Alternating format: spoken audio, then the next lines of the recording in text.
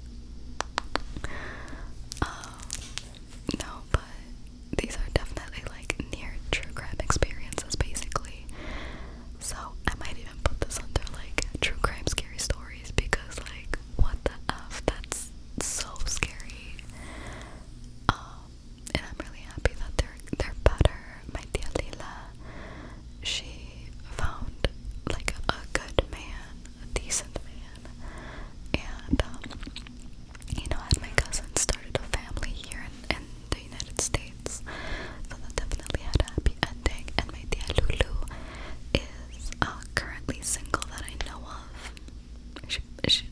She might